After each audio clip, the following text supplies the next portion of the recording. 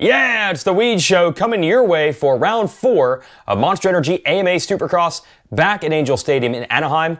And Kellen Brauer will be back there so soon. Again, the Weege Show and the Keege Show will align ourselves like we did for San Diego last week. And Kellen will tell you everything that he saw and talk to some riders at press day from the stadium this afternoon. But first, I want to send a shout out to our sponsor Honda and the all-new CRF 250R. But I can't do it as well as Hunter Lawrence. Hunter, take it away. The new Hondas, it's the best motorcycle, mate. And if you're on the market for one, I suggest you go and get a Honda 250 because it's just top-notch everything, you know. It just does everything well. So I recommend it. Ah, yes. What a fabulous paid endorsement and spokesperson for the brand. And who knows, Hunter, he could take that all-new CRF 250R to a championship. Christian Craig left the door open just a little bit for everyone last week. A glimmer of hope. Michael Mosman got that breakthrough first win. Hunter is always super determined, if anything else. So it's not over yet in 250 Supercross West, even though it might have looked that way after Craig dominated the first 2 rounds. A couple thoughts I want to share on the 450 class before we go to the Keege Show. You might have caught on the television show last week that Daniel Blair's pre-race report was talking about how riders like Malcolm Stewart and Eli Tomac and Jason Anderson, Justin Barcia have been racing each other for 20 years, going back to their 65cc days. Also listed Blake Baggett in that class. Where are you, Blake? Answer the calls, answer the texts. Anyhow, Anderson, Tomac, Malcolm Stewart, and Barcia, they've been racing each other for a long time. And what that means is we have a lot of data. So when you see something that's different than what the data has indicated for a long time, it's pretty shocking, and that's what it was when Anderson went blasting past Tomac in the whoops. He also passed Roxon. He also passed Webb. He was the fastest rider on the track. I don't know if he was going to catch Chase Sexton for the win, but these are still shots fired. Anderson on Monster Energy Kawasaki is fast, maybe faster than he's ever been, and he's battled Tomac his whole life. I don't think there's a lot of races where Anderson starts in the back, catches and passes, and starts to pull away from Eli Tomac. And it's not like Tomac is riding badly. He's the points leader in the series. It's still early. You figure Tomac will just keep getting better and better on that Yamaha. He usually gets stronger as the year goes on, but I'm really just amazed with the speed that we're seeing from Anderson right now. He's always been at his best right there at the top, but to eclipse that mark, to go even faster than the fast, that's next level right there. And then we know what Sexton can do with confidence under his belt. The question is, of course, can he start doing it every week? Okay, those are some thoughts for me. Let's send it out to Kellen for the Keege Show in Anaheim. Yeah, it's the Weege Show. Well, Kellen Brauer again back this week. Weege will be back next week in Glendale. But we're out here today, press day in Anaheim, getting things kicked off for round 4 of the championship. And moments ago, Christian Craig, kid you not, went right over the top of this berm right here, right into the nets at the top. And if the nets are not there, his bike would be in one of these 2 bullpens right here for sure. If you want to check out the crash footage, I'm sure that the folks over at MX Vice, who I saw the footage from, will have it up by this point in time. But absolutely incredible. Something like that. Just here we are on press day. These guys are just getting a little bit of time. They're just trying to learn the track, to ride the track, to feel it out a little bit. And one little thing goes wrong like that, and your championship leader sent up soaring into the Mathis Memorial nets, because we always joke about that. But the funny thing about that part is we're gonna get passed by a bike right here, but the funny thing about that is Craig, who got sent up into the nets, moments later came back into the stadium. He was with his mechanic, and they left. He got a new helmet, his visor's all broken off, and he comes back in, and I went up and asked him, I just said, hey man, are you okay? And he goes, yeah, I'm all good. I got saved by Mathis. So there you go, the Steve Mathis nets, as everybody always calls them. Yeah, there's controversy as whether or not Kevin Windham came up with that idea first, but crazy kickoff to this thing right here, because we're in round 4. Christian Craig has been fantastic so far through these first 3 rounds at this point. But something as little as that's all it takes for something to go wrong in this championship hunt. And Craig has had many problems like this before. Obviously, we've detailed these stories of, oh, you know, he's right in the mix of things, and then a crash happens, or you know, something keeps him out. And it almost happened today. So there you go, some of the things you learn from going to press day. But obviously, beside the 250 class, if we move on to the 450 class, our championship leader right now is one Eli Tomac. Eli Tomac is currently, I think he's 1 point up in the championship. The top 7 or 8 are separated by only 7 points. It is incredibly close in this 450 championship.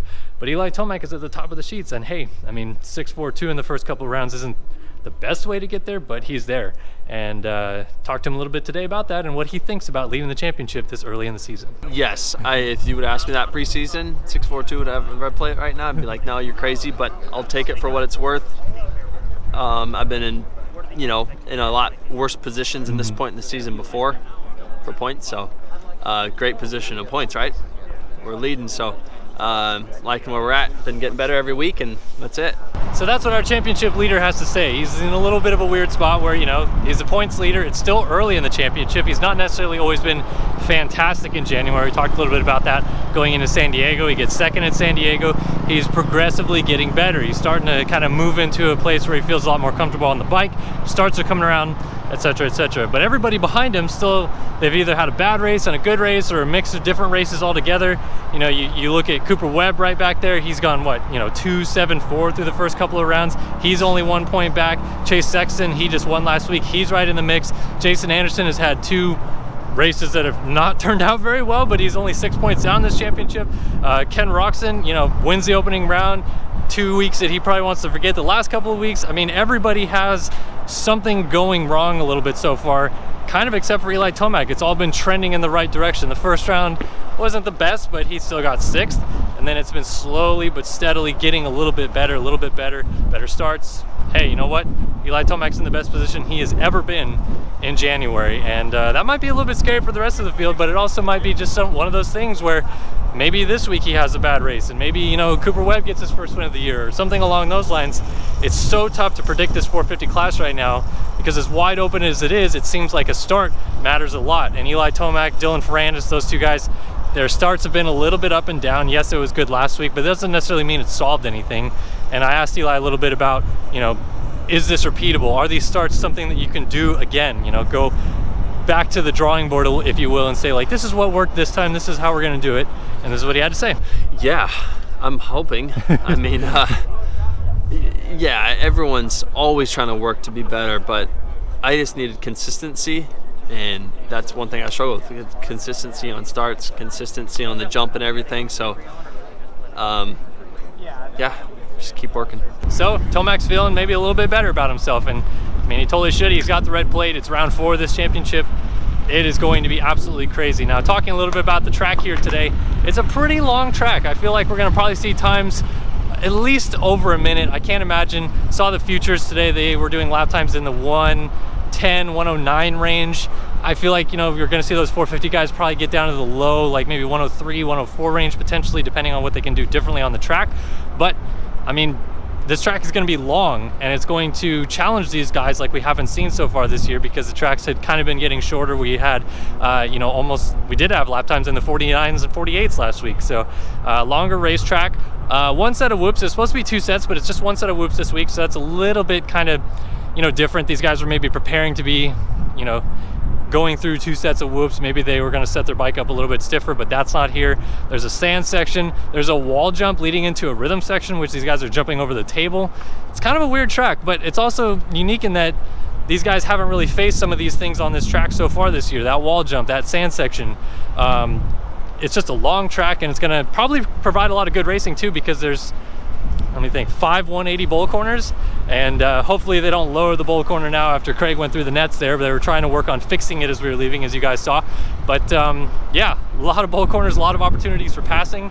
Might make some really good racing for us to watch there on Saturday night. Now switching gears to the 250 class, Christian Craig walking by his pits right now. He's not over there yet. I'm going to try to go talk to him at the end of this if I can. But yeah, of course, having a moment like that on press day can always jar you a little bit. I'm sure he's probably a little bit shooken up right now. But fortunately for him, he had a bad week, or bad crash, if you will, in the first turn of the race last week and still charged back to 3rd. So he's kind of already persevered a little bit. He's had his moment. He's had his rough patch early in the championship and shown that he still has the speed to get back into a position where he can contend and battle out front and still holds the championship lead. So despite the crazy crash, he's still in a terrific spot for the championship. 6 points up on Hunter Lawrence, who still has not got a win yet this season, but he's been so close on more than one occasion now. And hey, maybe this week is the week for Hunter to get it done. Michael Mosiman did get his first career win last week. It jumped him from, I think he was in 5th or 6th in the standings. Now he's 3rd in the standings, only 11 points back of Craig. So he obviously made the biggest jump in terms of points when you factor in what Craig did last week, coming all the way back to 3rd. But it seems like those three guys are kind of starting to distance themselves a little bit. You can look at someone like a Joe Shimoda and say, yeah, he's right on the verge. Like he'll figure it out like he did at the end of last year. He won a race at Salt Lake City last year, for those that maybe just completely washed that through their brain already. But you know, Shimoda's going to be there, but I feel like the front three right now are pretty well established. We got these three guys, this you know, little trio of Craig, Moseman, Lawrence. Lawrence still has to get a win, but of course he's right in the mixed championship wise. These guys are starting to distance themselves a little bit, and the rest of the field kind of has to almost figure it out a little bit. Maybe, you know, just speed wise, there's things that are lacking. They got to get a better start, of course. That's one of those things that they're just really struggling with for a lot of people. But yeah, it's just not coming around for a lot of these guys yet, and they got to figure it out. So Craig's looking, you know, okay. Hopefully he's not too hurt from that situation. Lawrence looked pretty good in press day, but he's kind of feeling some stuff out. I actually at one point saw him come to a complete stop on top of a big double jump, and he was kind of like eyeing the section ahead of him, trying to figure out, you know, what line do I want to take through here, and whether or not maybe something is possible. For example, in the futures practice earlier today, there's a lot of guys out of the first corner. There's a big double over the first turn complex, and then there's a triple jump, and then a table over single. But that triple jump might just have enough of a lip on it for these guys to then quad on top of the table after that big double jump over the start line. Maybe that's something where people make a difference. Even the 250 guys, I feel like it could be possible. Like I said in futures practice earlier today, I saw maybe a handful, maybe 3 guys over jump that triple so much, and it didn't even look like they were really trying. They didn't seat bounce, they didn't get on the throttle super hard. So there's little things like that on the track that these guys might still be able to figure out for tomorrow. But right now it's looking like it's kind of as wide open as we expected it to be coming in round 4. This 250 championship is still pretty close between those 3, and the 450 class is anybody's bet. No idea who's going to win this weekend, but that's the fun part. We're still early in the season. We're still trying to figure it out. These guys are trying to get their feet established beneath them, and we are off to the races here coming up for round 4 at Anaheim. So big shout out to the Honda CRF 250R for sponsoring this video. Hunter Lawrence looking pretty good. Maybe he picks up the win on that brand new Honda CRF 250R tomorrow night here in Anaheim. But for now, I'm going to send you guys on your way, and I'll catch you guys tomorrow evening.